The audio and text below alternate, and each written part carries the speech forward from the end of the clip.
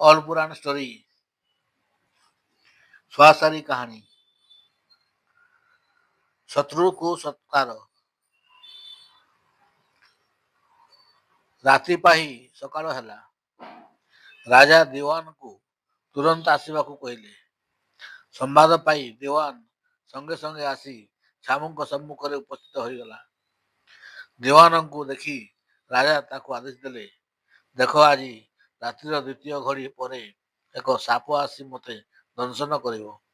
ସେଥିଲାଗି ତୁମେ ମୁଁ ଯାହା କହୁଛି ପାଳନ କର। ଦିୱାନ କହିଲା, ତାହେଲେ ଆଦେଶ କରନ୍ତୁ ଛାମୁ। ଆଦେଶ ପାଇବା ମାତ୍ରେ ସଙ୍ଗେ ସଙ୍ଗେ ଯାହା କହିବେ ତାହା କରାଇଦେବି। ରାଜା କହିଲେ, ସାପର ଆସିବାର ସମୟ ଆଗରୁ ତାର ରହୁଥିବା କୋରଡ଼ ଠାରୁ ମୋର ରାଜଉଆସ ଯାଏ ରାସ୍ତା କଡ଼କୁ ପରିଷ୍କାର କରାଇଦେବ। ଛାମୁଙ୍କର ଆଜ୍ଞା ଶିରୋଧାର୍ଯ୍ୟ କହି ଦିୱାନ ସେଠାରୁ ବିଦାୟ ନେଇ ଆସିଲା। ଏହାପରେ ସାପର ବାହାରିବା ବେଳ ହେବାରୁ ସେ ବୃକ୍ଷର କୋରଡ଼ ମଧ୍ୟରୁ ବାହାରୁ ବାହାରୁ ସାପ ଖାଲି ଫଁ ଫଁ ହେଉଥାଏ। ପୂର୍ବରୁ ତାର ରାଗ ଅଛି। ଆଜି ରାଜଉଆସରେ ପହଞ୍ଚିବା ମାତ୍ରକେ ରାଜାଙ୍କୁ ଦଂଶନ କରିବ। ରାଜାର ଆଉ ତ୍ରାହି ନାହିଁ। ସାପ ଖୁବ୍ ଶାସ୍ତି ପରାୟଣ ହୋଇ ବାହାରି ପଡ଼ିଲା ରାସ୍ତାକୁ। ରାସ୍ତାକୁ ବାହାରି ଆସିବା ମାତ୍ରେ ଫୁଲ ଓ ଅତରର ମହକ ପାଇ ସେ ଖୁବ୍ ଖୁସି ହୋଇଗଲା। ସେ ପୁଣି ଯୁଆଡ଼େ ଚାହିଁଲା ସିଆଡ଼େ ଖାଲି ଫୁଲ ଓ ଫୁଲର ପାଖୁଡ଼ା ବିଛାଇଛି। ସେ ଯେଉଁ ଦିଗକୁ ମୁଖ ବୁଲାଇ ଚାହିଁଲା ସେ ଦିଗରେ ଖାଲି ଦେଖିଲା ଦୁଗ୍ଧର ପଣା। ଏସବୁ ଦେଖନ୍ତେ ସାପ ସେଦିନ ମୁଗ୍ଧ ହୋଇଗଲା।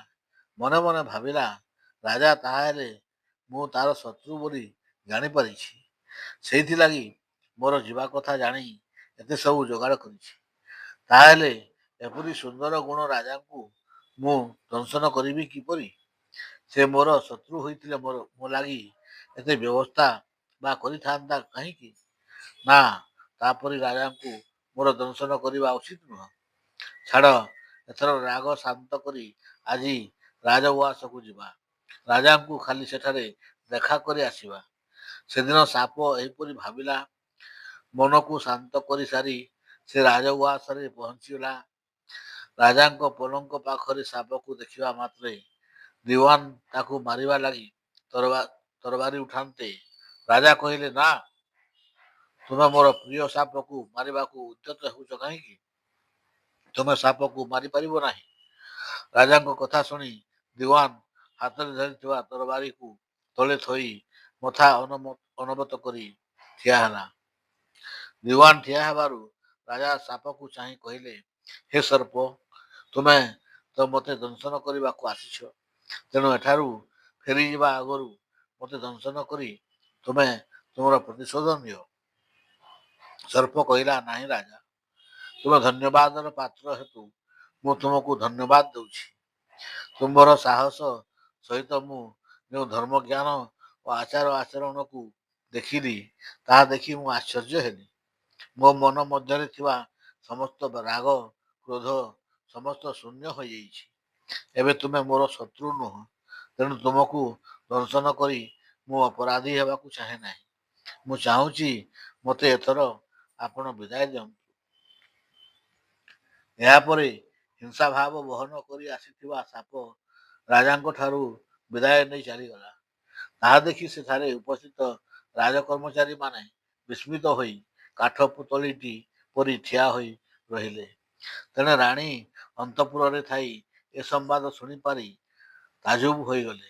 ସେ ସଙ୍ଗେ ସଙ୍ଗେ ରାଜାଙ୍କ ନିକଟକୁ ଚାଲି ଆସି ପଚାରିଲେ, ଛାମୁ କିପରି ଜାଣି ପାରିଥିଲେ ଯେ ଆଜି ସାପ ଆସି ଛାମୁଙ୍କୁ ଦଂଶନ କରିବ ବୋଲି? ଏଥର ରାଣୀ ରାଜାଙ୍କୁ ଯାହା ପ୍ରଶ୍ନ କଲେ ତାହା ଶୁଣି ରାଜା ବ୍ୟସ୍ତ ହୋଇ ପଡ଼ିଲେ। ସେ କଥା ତ ସେ କାହାକୁ କହିବେ ନାହିଁ। ତେଣୁ ରାଣୀଙ୍କୁ କହିଲେ, ଏହି ଗୋପନ କଥାଟିକୁ ଅନ୍ୟମାନଙ୍କ ଆଗରେ କହିବା ନିମନ୍ତେ ବାରଣ କରାଯାଇଛି। ରାଣୀ କିନ୍ତୁ ରାଜାଙ୍କର ସେହି କଥା ଜାଣିବା ଲାଗି ଜିଦ୍ ଧରି ବସିଲେ। ରାଜା କହିଲେ, ଏହି କଥାକୁ ଯେବେ ମୁଁ ପ୍ରକାଶ କରିଦେବି ତାହେଲେ ମୋର ଜୀବନ ପ୍ରତି ନିଶ୍ଚୟ ବିପଦ ଆସିବ। ତାହାର ପ୍ରତିଫଳ ମୋତେ ଭୋଗ କରିବାକୁ ହେବ। ମୁଁ ଯଦି ପଥର ହୋଇଯାଏ ତାହା କ'ଣ ତୁମ ଲାଗି ମଙ୍ଗଳ ହେବ? ରାଣୀ କିନ୍ତୁ ରାଜାଙ୍କର ସତ କଥାକୁ ବୁଝିବାକୁ ଆଦୌ ଚେଷ୍ଟା କଲେ ନାହିଁ। ସେ କେବଳ ଅଭିମାନ ଭରା ରାଗରେ ଗରଗର ହେବାକୁ ଲାଗିଲେ। ସେ କହିଲେ, ଛାମୁ ପଥର ହୋଇଯାଆନ୍ତୁ ପଛକେ ମୋର ସେଥିଲାଗି କିଛି ବୁଝିବାର ନାହିଁ। ମୁଁ କିନ୍ତୁ ସତ କଥା ଜାଣିବାକୁ ଚାହେଁ। ଯଦି ସେ କଥା ମୋ ନିକଟରେ ଗୋପନ ରଖିବ, ତାହେଲେ ମୁଁ ବିଷ ଖାଇଦେବି କି ଜହର ଖାଇଦେବି। ରାଣୀଙ୍କ ମନରେ ରାଜା କେବେ ଦୁଃଖ ଦେବାକୁ ଚାହୁଁନଥିଲେ।